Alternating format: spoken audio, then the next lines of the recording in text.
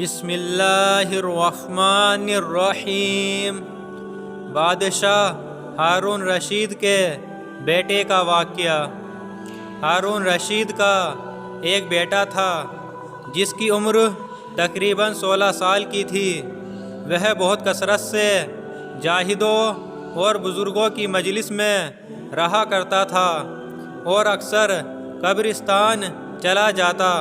وہاں جا کر کہتا کہ تم لوگ ہم سے پہلے دنیا میں تھے، دنیا کے مالک تھے، لیکن اس دنیا نے تمہیں نجات نہ دی، حالانکہ تم قبروں میں پہنچ گئے۔ کاش مجھے کسی طرح خبر ہوتی کہ تم پر کیا گزر رہی ہے اور تم سے کیا کیا سوال جواب ہوئے ہیں۔ اور اکثر یہ پڑھا کرتا، مجھے جنازے ہر دن ڈراتے ہیں اور مرنے والوں پر رونے والیوں کی آواز مجھے غمگین رکھتی ہے۔ ایک دن وہ اپنے باپ بادشاہ کی مجلس میں آیا۔ اس کے پاس سب لوگ جمع تھے اور لڑکے کے بدن پر ایک کپڑا معمولی سا اور سر پر ایک لنگی بندھی تھی۔ اراکین سلطنت آپس میں کہنے لگے کہ اس پاگل لڑکے کی حرکتوں نے امیر المومنین کو بھی دوسرے بادشاہوں کی نگاہ میں ذلیل کر دیا ہے۔ اگر امیر المومنین اس کو تنبیہ کرے تو شاید یہ اپنی اس حالت سے باز آ جائے۔ امیر المومنین نے یہ بات سن کر اس سے کہا کہ بیٹا، تو نے مجھے لوگوں کی نگاہ میں ذلیل کر رکھا ہے۔ اس نے یہ بات سن کر باپ کو تو کوئی جواب نہیں دیا، لیکن ایک پرندہ وہاں بیٹھا تھا۔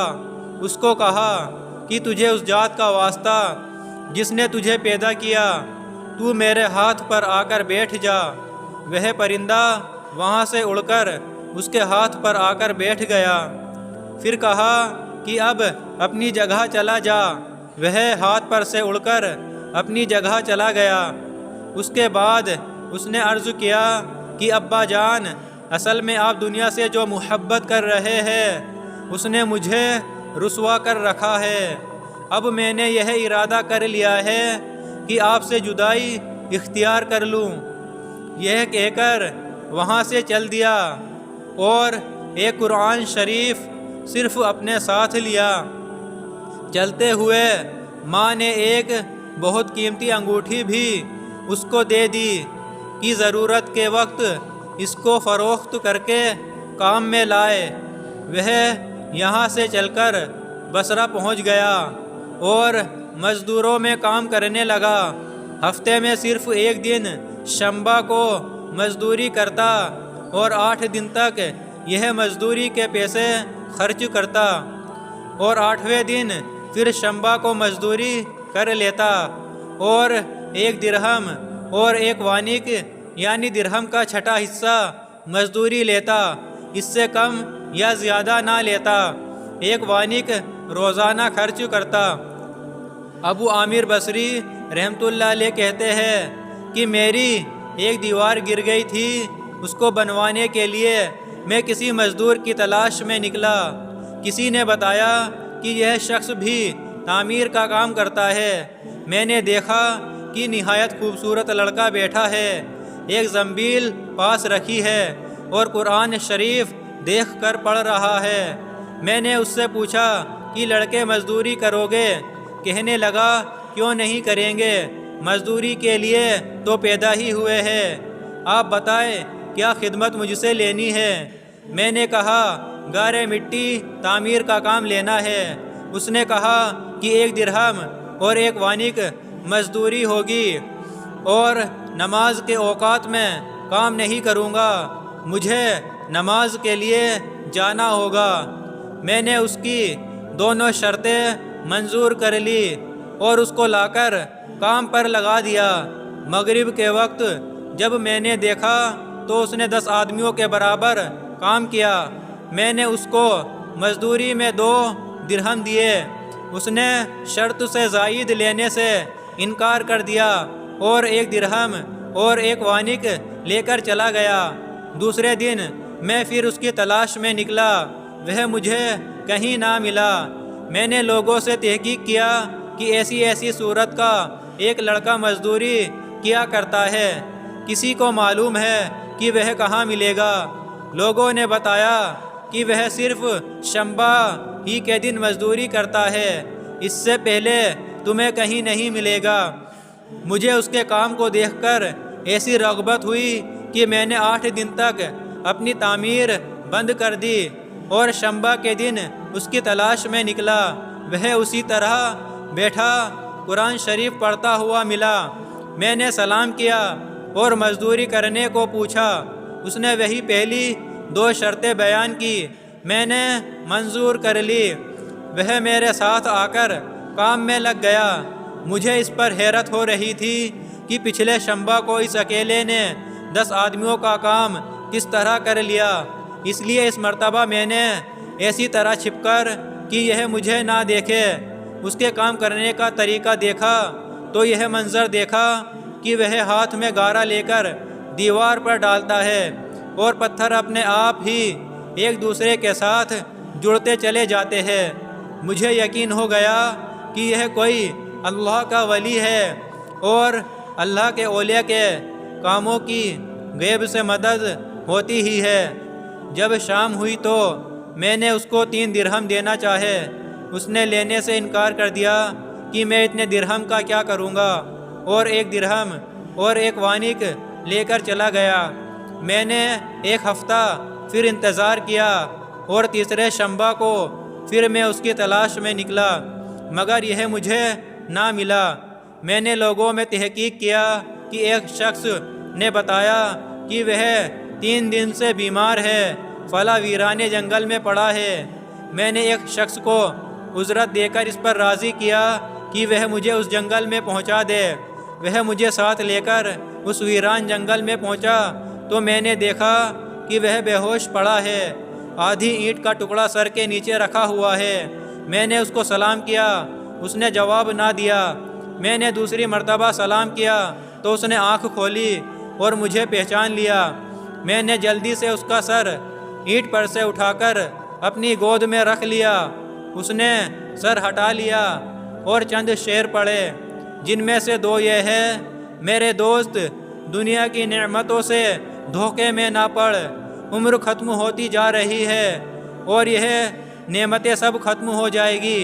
جب تو کوئی جنازہ لے کر قبرستان میں جائے تو یہ سوچتا رہا کر تیرا بھی ایک دن اسی طرح جنازہ اٹھایا جائے گا۔ اس کے بعد اس نے مجھ سے کہا کہ ابو عامر، جب میری روح نکل جائے تو مجھے نہلا کر میرے اسی کپڑے میں مجھے کفن دے دینا۔ میں نے کہا، میرے محبوب، اس میں کیا حرج ہے کہ میں تیرے کفن کے لیے نئے کپڑے لے آؤں؟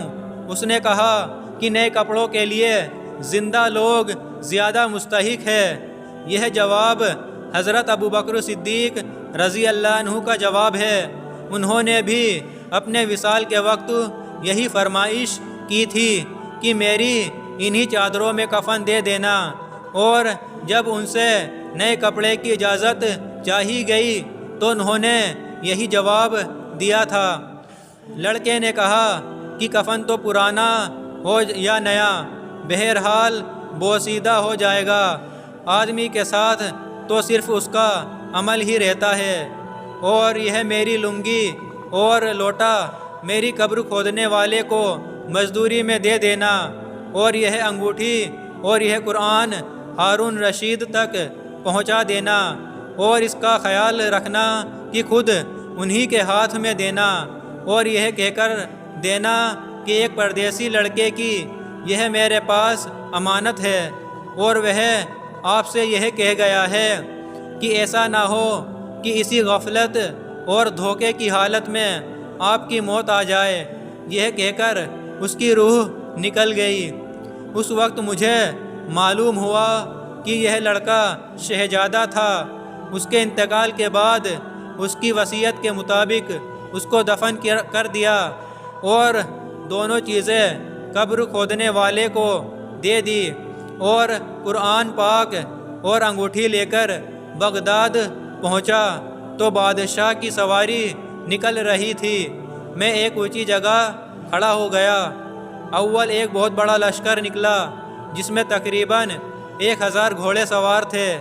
اس کے بعد اسی طرح ایک کے بعد ایک 10 لشکر نکلے، ہر ایک میں تقریباً 1000 سوار تھے۔ دوسرے میں خود امیر المومنین بھی تھے۔ میں نے زور سے آواز دے کر کہا کہ اے امیر المومنین، آپ کو حضور صلی اللہ علیہ وسلم کی رشتہ داری کا واسطہ، ذرا سا توقف کر لیجئے۔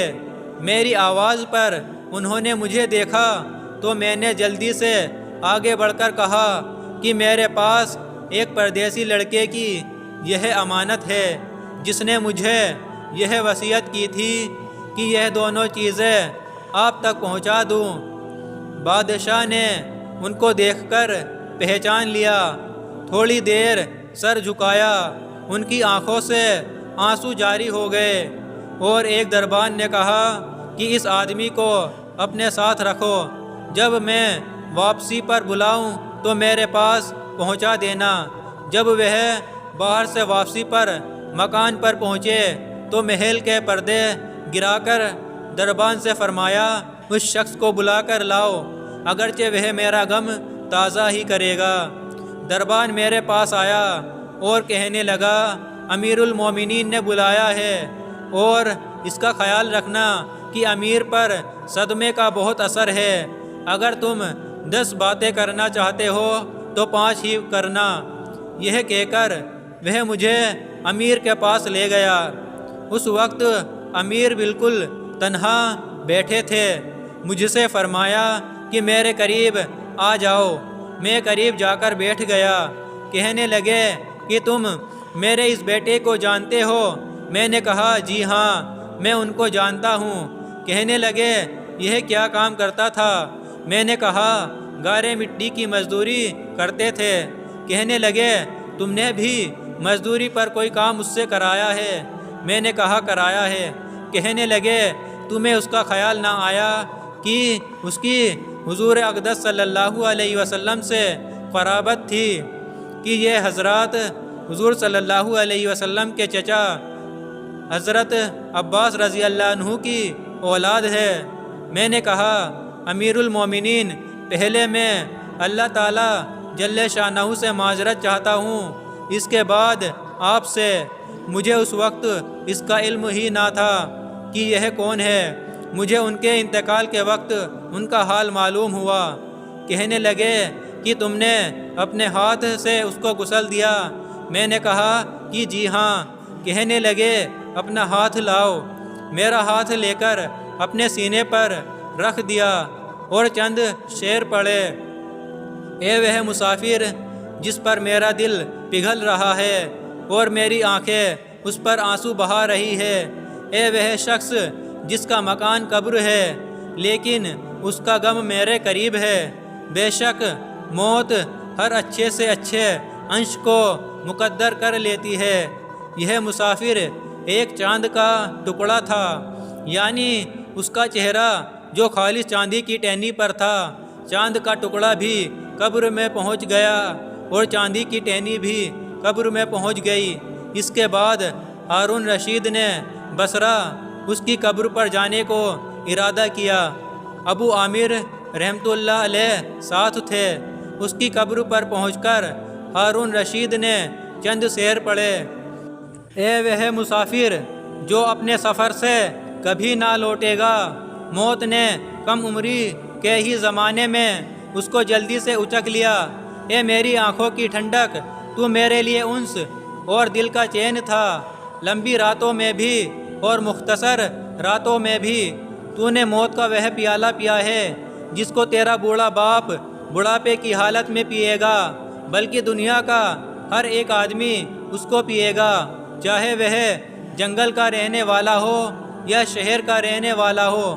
پس سب تعریفیں اسی وحدہ لا شریک لہ کے لیے ہے جس کی لکھی ہوئی تقدیر کے یہ کرشمے ہے۔ ابو عامر رحمۃ اللہ علیہ کہتے ہیں کہ اس کے بعد جو رات آئی تو جب میں اپنے وظائف پورے کر کے لیٹا ہی تھا کہ میں نے خواب میں نور کا قبہ دیکھا جس کے اوپر ابر کی طرح نور ہی نور پھیل رہا تھا۔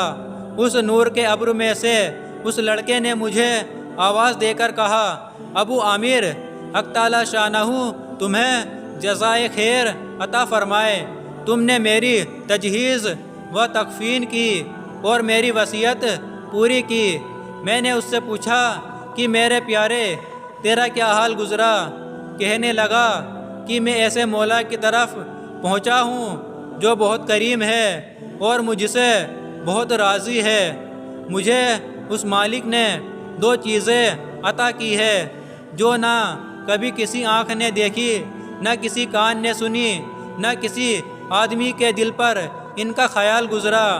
یہ ایک مشہور حدیث فرماتے ہیں کہ اللہ تعالیٰ کا پاک ارشاد ہے کہ میں نے اپنے نیک بندوں کے لیے ایسی چیزیں تیار کر رکھی ہے جو نہ کسی آنکھ نے کبھی دیکھی، نہ کسی کان نے سنی، نہ کسی کے دل پر ان کا خیال گزرا۔ ایسے ہی اسلامک واقعات سننے کے لیے ہمارے چینل کو سبسکرائب ضرور کریں۔